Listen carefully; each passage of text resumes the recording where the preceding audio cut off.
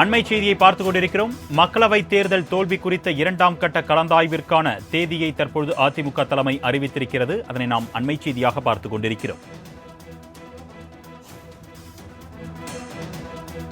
நாடாளுமன்ற தேர்தல் தோல்விக்கான காரணம் குறித்து தொகுதி வாரியாக தற்பொழுது அதிமுக தலைமை அழைத்து நிர்வாகிகளுடன் ஆலோசனை மேற்கொண்டு வரும் நிலையில் தற்பொழுது இரண்டாம் கட்ட கலந்தாய்விற்கான தேதியை தற்பொழுது அதிமுக தலைமை அறிவித்திருக்கிறது. அதனை நாம் அண்மை செய்தியாக பார்த்துக் கொண்டிருக்கிறோம்.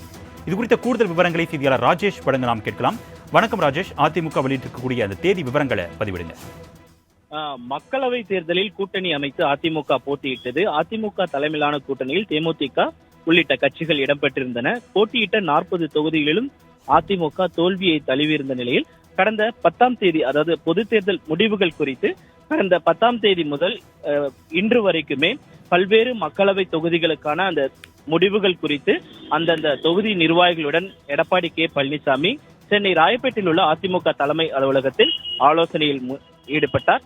முதற்கட்டமாக கிட்டத்தட்ட 24 மாவட்டங்களில் அவர் ஆலோசனை மேற்கொண்ட நிலையில் தற்பொழுது இரண்டாம் கட்டமாக அவர் ஆலோசனை நடத்த திட்டமிட்டிருப்பதாக தகவல் வெளியாகி இருக்கிறது.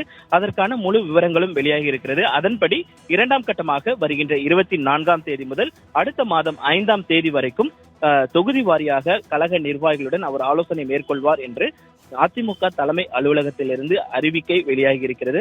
அதன்படி ஏற்கனவே கடந்த 17ஆம் தேதி மொஹரம் பண்டிகையை முன்னிட்டு ஒத்திவைக்கப்பட்ட தேனி, ஆரணி, தென்காசி உள்ளிட்ட மாவட்டங்களுக்கான அந்த மக்களவை தொகுதிகளுக்கான நிர்வாகிகளுடன் ஆலோசனை கூட்டத்தில் இருந்து தொடங்குகிறது. அதே மாதிரி கடைசியாக புதுச்சேரி, கரூர் ஆகிய தொகுதிகளுடன் முடிவடைகிறது. இந்த மக்களவை தேர்தலை பொறுத்த வரைக்குமே எதனால் தோல்வி அடைந்தோம், என்ன காரணம், நிர்வாகிகள் எம்மாதிரியான காரணங்களை கூறுகிறார்கள் என்பதையெல்லாம் அதிமுக தலைமை கேட்டறிகிறது. இதனைத் தொடர்ந்து பல்வேறு நடவடிக்கைகளில் அதிமுக தலைமை ஈடுபடும் என எதிர்பார்க்கப்படுகிறது. அருணேஷ்.